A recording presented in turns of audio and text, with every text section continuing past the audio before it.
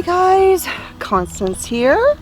Welcome back to A Good Life Farm. So, I have been very busy today. Lots and lots of socializing going on over plants. As you know, I had to restart my tomato plants, and I went a little overboard with the planting of the seeds. My intention had been originally to have a plant sale, go to the farmer's market or something along that lines, and I won't get into all of the drama of it, but I decided I didn't want to do that. Anyways, so I found myself with about 100 plus leftover extra tomato plants, plus a bunch of pepper plants. And so I have been giving plants away left and right. And I've had lots and lots of visitors today. Lots of people have come over, friends who have maybe not even been out here to the farm before, and getting to see all the things. One friend came with her little girls and they got to pick some pea pods. They were just fascinated that peas grew in these things, and they were just having a great time opening pea pods and pulling out peas. And then they discovered that the chickens loved peas, and so they were having a good old time. But before I invited people to come over and take all the plants they wanted, I did set aside a few because I'm going to build one more raised bed. I mean, I've got so many plants, and you know, I had somebody ask me why I grew so many tomato plants. I do a lot of canning. If you are new here, I do a lot of canning. When harvest season rolls around, I will be canning easily 3 or 4 times, 3 or 4 days every single week. And so I grow all of this stuff because we want to be able to eat it all winter long. And I've actually got some canned goods in there, home canned goods, that we need to use up here pretty soon. We've still got a few green beans from last year. We've got some salsa and diced tomato and things like that. And so we'll be using up as much as we can before the next round, the next harvest shows up. And so that is why I've got my my splitting maul right here. I use this to pound in the rebar. The raised bed that I'm going to put together here is one of these super easy ones that uses those raised bed blocks, and it's kind of my favorite version. It's my favorite version to put in because it is so easy. However, my favorite actual raised beds are those ones back there, the tin and the wood. I like those the best. I would love to have all those, but it is a little more work to put those in.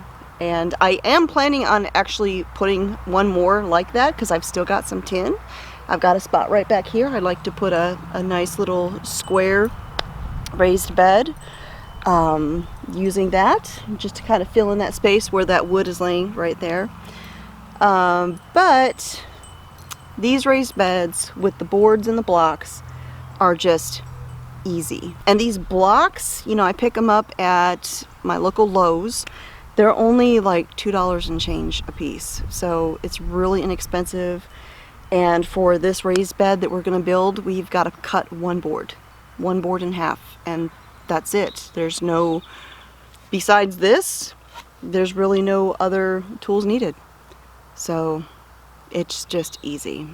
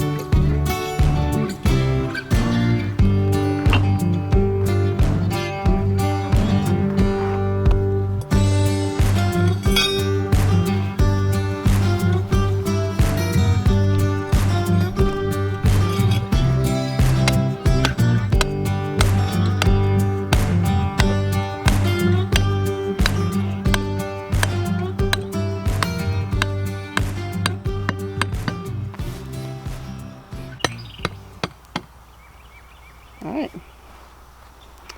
That's it. And in the morning we will fill that with soil. And that's going to be the home for more maters. Alrighty. So, between working on the garden and my multiple visitors today, I have been outside pretty much all day today. And I actually did get a little bit of sun. And before you freak out, I can tell already in the camera, this is throwing red. I'm not as red as I appear in the camera. I think part of the reason I'm looking so red is, first of all, we're getting close to sunset, which always does that, but also my greenhouse.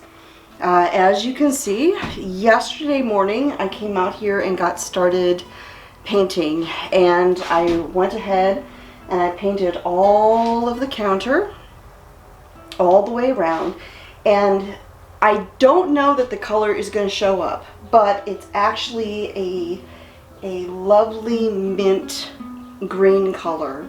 It's actually called honeyed mint, and it looks kind of white in the camera, but I think the green tone is making me look more pink than I am. I'm actually only a tiny bit pink. Yeah, I got a little bit of sun today. Nothing that a little coconut oil and a shower won't take care of. But yes, so now initially I was just planning on painting the counter and the legs, but as I was doing it, I was like, you know, I think I'm going to paint the walls mint as well. And I'm not done. I kind of painted the wall, you know, boards a little bit, but I didn't want to paint all the way up to the side, the window portion, because I didn't have tape, and I don't want to get tape. I don't want to get paint all over the poly sheeting. I'm not in any big hurry to get this done, but I do want to get it done. So tomorrow morning I will be working on the raised bed that we just threw together. I'll be filling that and getting it ready to plant tomatoes in. And then once I get that done, I think maybe the following morning I might come out here and do a little painting. Gotta do it early because it is a greenhouse and it's summer temperatures, and this is the South. And the other day when I was out here painting and I finally called it quit, probably about 10 o'clock in the morning, it was 102 degrees in here with all of the windows open, and I've got a tower fan right here that I had going the whole time. So it is definitely only an early morning time to be working, but it looks so cheerful in here. Now the ceiling joists, I don't think I'm going to paint those. I think I'm just going to leave those natural.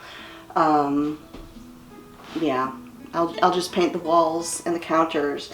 The floor, I've decided I'm going to seal that with like a cedar colored decking stain that will waterproof the floor and everything. So I'm being really careful as I'm painting the legs. I didn't even go all the way down to the bottom. I'll finish that off once I've taped it off. That way I don't get paint all over the floor.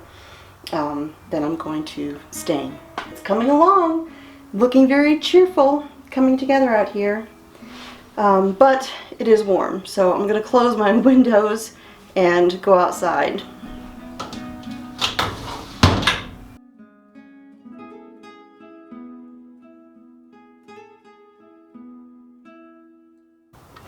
Now I am looking for a suggestion from all of you guys who watch my videos. Last night, in the middle of the night, I woke up and I was thirsty, so I drank some water, and I was laying there trying to go back to sleep, and I was hearing this noise, and I couldn't figure out what it was, so I turned my fan off and I was listening, and I was still hearing it. So I got up, I came to the back door, I opened the door and I listened, and that is when I realized that one of the rabbits was thumping.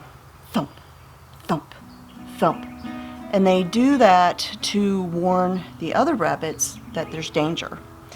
And so I ran to grab my flashlight, and my flashlight wasn't where it was supposed to be. And so I was scrambling, trying to find a flashlight so I could come out here. So I grabbed a headlamp that we have that's very bright, and one of my rifles. And I came out here trying to figure out what was after the rabbits. And I did see some eyeballs back out there, but they were too far away for me to figure out what it was. So the suggestion that I'm looking for is a flashlight. Now I have a couple small, they're called tactical flashlights, and they're very bright. Like when they're fully charged, I can see the trees at the back of the pasture. You know, I can actually make out the branches. I'm looking for something a little bit bigger, something that's more than like a tiny little spot of light. So if any of you have a like insanely bright spotlight kind of flashlight that you're familiar with, that you can recommend, that I could see, you know, a couple hundred feet at the very least, and see things at night, I'm open to some suggestions. So let me know if you've got one that you love and it's amazing. Fill me in and leave that in the comments if you don't mind, not just for my own purposes, but you know, other people are often looking for great suggestions like that as well. So let me know in the comments down below. You know, it is, unfortunately, it is predator season. It's springtime, late spring. There's animals looking to feed young, and they look to the farm to supply that need. And last week, I think, was we suffered a very devastating loss. In the intro to all of my videos, there is a clip of a goose with some goslings, and that is Edith. She's a Roman tufted goose, a large white goose with a little poof on top of her head. And we've had her for, I think this is probably the 3rd year that we've had her. And we just adore Edith. You know, she wanders the property, she goes wherever she wants to, and Duck would follow her everywhere she went. They were basically a bonded pair. Well, last week I came out in the morning to do chores, and Duck was freaking out. I mean, if they couldn't see each other, they would start freaking out and calling to each other and would run to where the other one was. And he was just beside himself. And I was looking around for Edith. I'm like, well, where's Edith?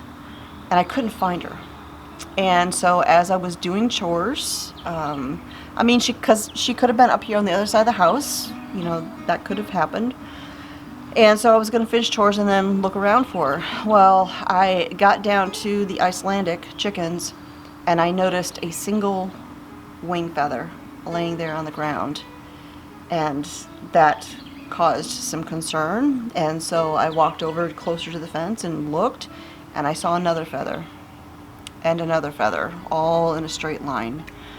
So I finished with the Icelandics, set my stuff down, and went out and looked, and I found her.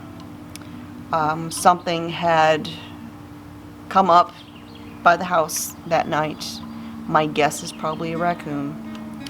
And took her off. And so we lost Edith. And that left Duck. And I didn't want to have him here all by himself, because that would be miserable. So I contacted a lady who lives in my area, who I knew had some ducks, and asked her if she wanted one more, because she knew, you know, ducks shouldn't be by themselves. And she agreed to take him. She actually has a pond on her property, and so I took Mr. Duck over to her house.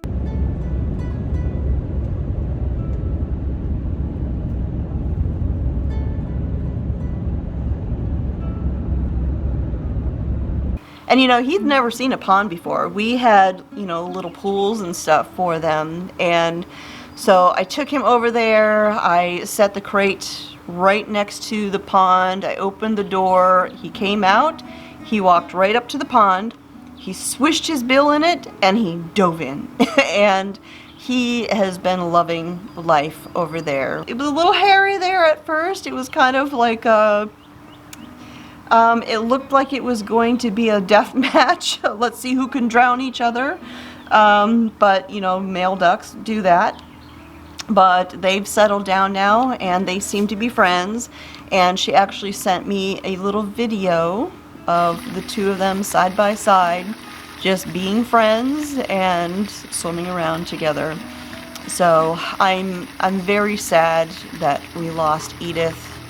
I loved seeing her and hearing her honk and watching her graceful figure walk around the property.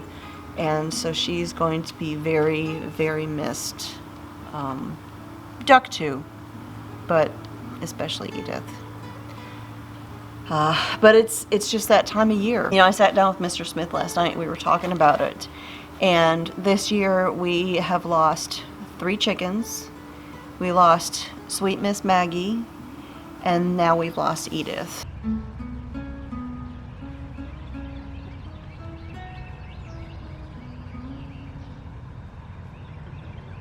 So, I don't want to leave you on a down, you know, negative note, so I will share something a little positive for you.